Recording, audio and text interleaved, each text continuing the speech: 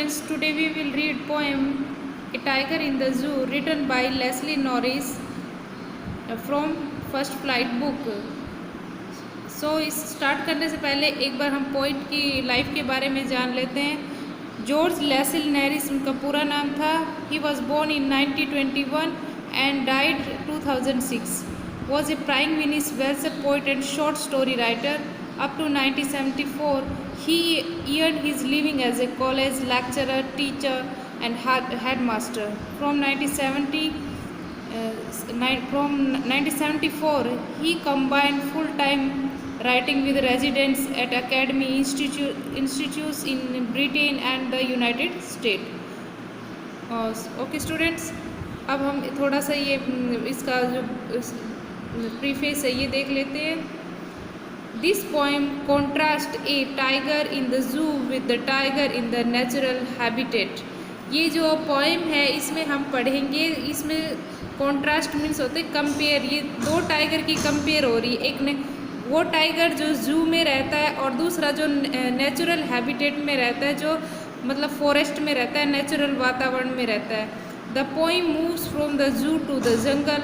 पहले पोइम है वो पहले जू से स्टार्ट होती है, फिर जंगल, पहले उस टाइगर के बारे में बताती है जो जू में रहता है, फिर जंगल वाले टाइगर के बारे में बताती है, and back again to the zoo, और फिर से जू में जो टाइगर रहता है उसके बारे में बताती है।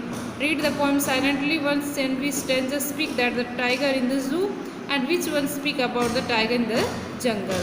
सो लेट्स स्टार्ट। पोएम स्टार्ट करने से पहले इसमें ज़्यादा तो नहीं, कुछ ही डिफ़िकल्ट वर्ड्स हैं। So we will discuss.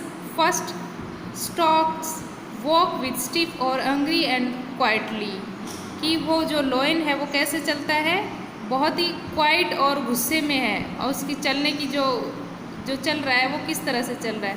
Strips long narrow bands, vivid brightly coloured, pads claws, rage angry, lurking lying hidden in order to attack, plump, fat, snarling, making an angry warning sound, bearing, showing,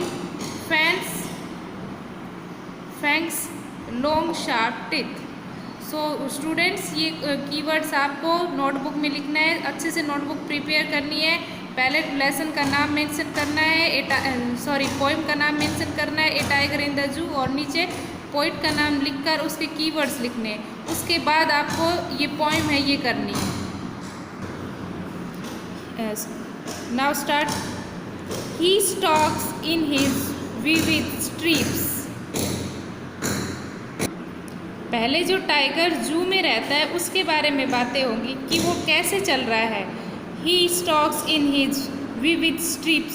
stock means होता है बहुत ही quietly है वो चल रहा है, और vivid means अभी किया था हमने ब्राइटली कलर्ड स्ट्रिप्स, और उसके लॉन्ग नैरो बैंड स्ट्रिप बनी हुई है, जैसे टाइगर की बॉडी पे होती है ना, वैसे कि वो बहुत धीरे चल रहा है और उसकी बॉडी में ब्राइटली कलर स्ट्रिप लगी हुई है।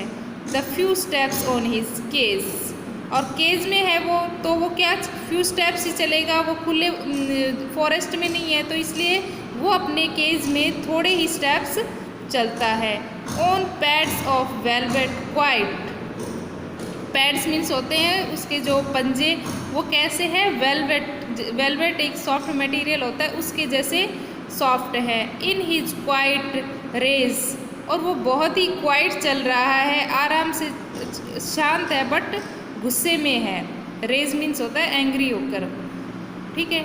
Next, he should be lurking in shadow, और lurking means lying hidden in order, lurking means lying hidden in order to attack, कि वो इस तरह से उसको ऐसे लेटा होना चाहिए था, जबकि वो तो केज में है, लेकिन उसको इस तरह से लेटा होना चाहिए था शैडो में, कि लर्किंग में जो छिपकर जो अटैक करते हैं तो उससे पहले जो एनिमल्स होते हैं वो प्रिपेयर हो जाते हैं कि हमें इस चीज़ पे अटैक करना है। स्लाइडिंग थ्रू लॉन्ग ग्रास, और लॉन्ग ग्रास में उसको थोड़ा लेट जाना चाहिए था।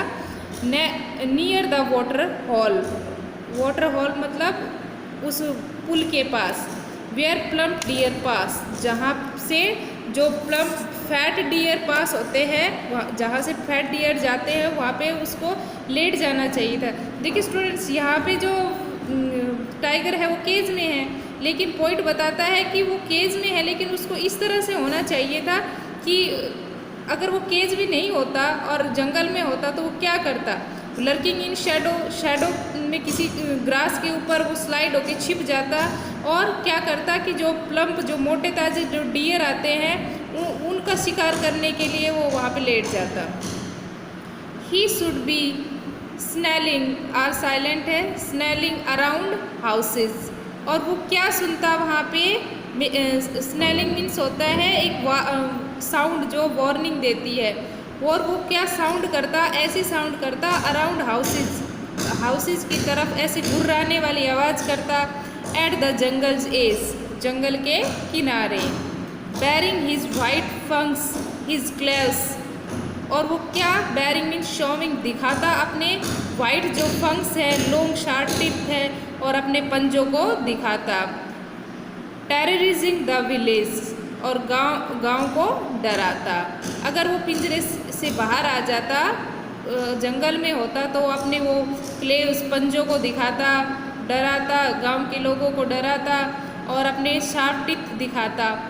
But he is locked in a concrete cell, पर वो तो लॉक था कंक्रीट सेल, जो सीमेंट से बनी हुई दीवारों में। हिज स्ट्रेंथ बिहाइंड बार्स, और उसकी जो ताकत थी वो तो उनके पीछे छुपी हुई थी, दीवारों के पीछे, मतलब वो कैद था, इसलिए वो स्ट्रेंथ बिहाइंड बार्स, उसकी जो ताकत थी वो अपनी ताकत को नहीं दिखा पा रहा था।